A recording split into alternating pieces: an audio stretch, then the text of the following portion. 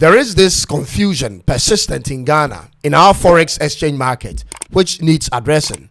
Ladies and gentlemen, since the beginning of this year, when the new administration took over office, the value of our local currency, the Ghana Cedis, has appreciated, which is a good thing.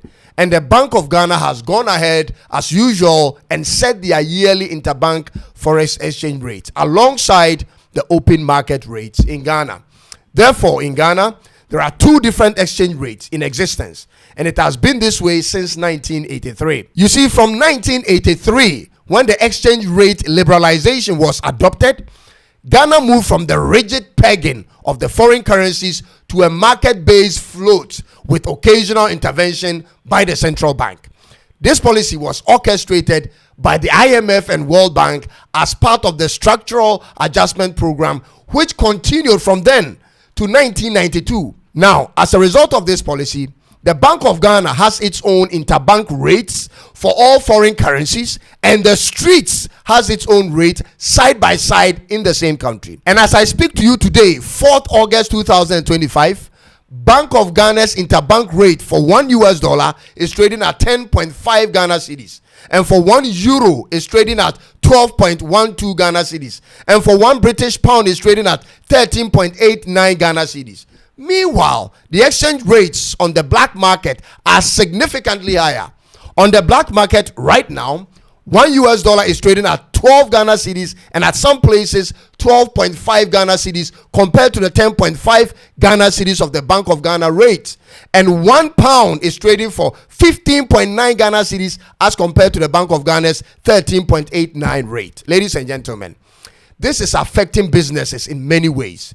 When you receive money from overseas into your bank account or on any mobile money platform, the Bank of Ghana rate will apply in the conversion. But when you want foreign currencies for the purpose of buying or paying for services abroad, you will not be provided with foreign currency in cash by the government or by the local banks. Ladies and gentlemen, this is the problem. But why is it so? Is the Bank of Ghana deliberately doing this to keep the black market money changes in business, or do they do this to officially manipulate Ghana's currency to ensure that the government benefits? Ladies and gentlemen, come with me as I break down a few reasons behind this and what I believe the government should consider, because this situation is making the whole Ghana cedis appreciation thing look more artificial than real. Ladies and gentlemen, my name is Cyrus, and this is Tuntum Network in Accra, Ghana. Be sure to subscribe if today is your first time with us, and click on the notification bell for more of my videos. Let's dig in. If it's credible geopolitics, you come to me on Tuntum Network. But if it's doors for home security, you look for Doormaster. Doormaster has it all: interior and exterior doors, back and side doors. They have high ceiling and fingerprint doors, ladies and gentlemen. In fact, they have doors for the 1% elite in society. Those are doors of statement. It speaks on your behalf. They have branches across Accra and the rest of the country. Call them today if quality doors at competitive prices is your interest. 0542 745 222 or 0500 212 447. You can call them now. Thank me later. Now, whenever you see a country that isn't playing games with the forex market, but serious with forex policies meant for development of that country, you will find certain key aspects of their economy always properly structured. Ladies and gentlemen, one of those structures is in the forex exchange market. On paper, ladies and gentlemen, the government of Ghana has the foreign currencies market, or the forex, in check and structured, but on the ground they don't. First of all, why don't the local Ghanaian banks have foreign currencies available for businesses? Let me give you a simple example. If you walked into any bank in Ghana today and asked to buy dollars or any of the foreign currencies, they will not be able to provide you with it. The standard practice with all the banks in Ghana has to do with when you want to do a bank swift. Ladies and gentlemen, in that case, they can move your money at the central bank's rate. And I don't really have a problem with that, in the sense that there are some people that may be exactly interested in that kind of structure. That is how they move their money for the purpose of buying.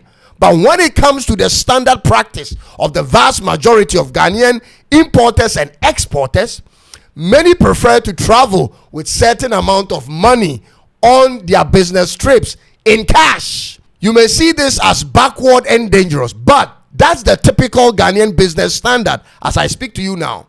Therefore, the bank SWIFT system isn't applicable to these people. These are people who form the biggest block of our trade economy. They want to travel with money in hand, get to their manufacturing locations in other parts of the world, and make payments in cash. Others who even go on vacations or for medical attention outside of Ghana prefer same means. So why isn't the government of the day dealing with this particular problem, since this group of people actually determine the everyday prices of goods and services on the street to a large extent? These are people who actually control our inflation rate, if you didn't know. They ship in so much of the goods we buy on the streets on a daily basis. So why not bring closure to that aspect of the economy? Ladies and gentlemen, if the Central Bank of Ghana makes foreign currencies available to local banks, there will be no or little need for black markets. But unfortunately, they will not do that.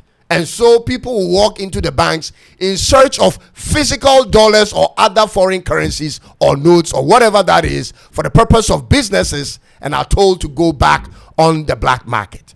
This isn't looking well for this country. Every serious country in the world, and I mean it, every serious country in the world has some level of currency available to businesses when there is proof of business registration and an invoice. This helps the country to monitor cases of money laundering and also put a cap on how much money can leave the country at a time. This is done everywhere. Every developed country does this. But when you see a country like Ghana not considering this type of policy, it becomes suspicious, especially when politicians control what goes on or what is done at the central bank. Could it be, ladies and gentlemen, that politicians don't want any form of supervision whatsoever in what they do with their money? Ladies and gentlemen, could it be the case? Could it be that politicians don't want the state to know how much money they move out of the country at a time? Because so long as the black market is exchanging equal or more money than the banks, we will never know how much money actually leaves this economy on a daily basis. We'll never know. Let me ask this. What is happening with all the dollars we are making from the gold board? Will some of that forex exchange be deposited at the banks eventually or not? Ladies and gentlemen, politicians can be very, very trickish. They can easily solve the problem of bringing the US dollar to a single digit if they wish, but they won't until it favors them.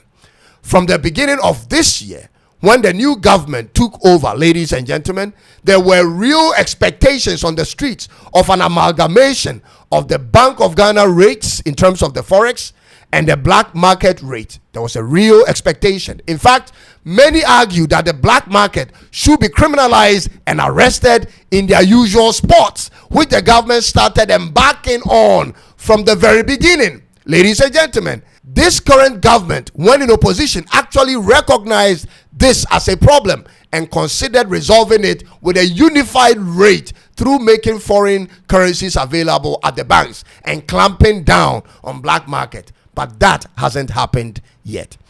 As a matter of fact, every serious economist will tell you that this is a problem in Ghana until those same economists are given the job to regulate it. For some unknown reasons, they end up leaving both markets to operate side by side in one country. There is so much foreign currencies in circulation in the country which the government or central bank has no control over, and that's what weakens our currency. There are certain black markets in our country where no matter the forex exchange you want, they can make it available to you in just one day. No matter the amount of money, in one day they can get it for you. This is how powerful the black market has become in Ghana. So what's happening is the government is bragging of an appreciated Ghana cedis, but businesses are still buying foreign currencies at higher prices than the Bank of Ghana rates. Therefore, businesses aren't willing to sell their goods at reduced prices. Ladies and gentlemen, this is the Ghana problem. If Ghana is going to build a strong economy that will last for the long term, there cannot be two different forex markets running simultaneously in the country. It's either the government of the day through the central bank is totally in charge of the economy, or the economy is left in the hands of market forces on the streets, which has proven to spark inflation all the time. Therefore, Mr. President, you can regulate this if you so wish, and I hope you do so, because our economy isn't far from hitting its peak. We just need these few tweaks and tights to get there, and the forex market is one place you can start from. Ladies and gentlemen, thanks for taking time to watch this. Be sure to subscribe if today is your first time with us, and leave us a message in the comment section. I'll be back with another one very soon. Until then, God bless us all. It is bye-bye from here.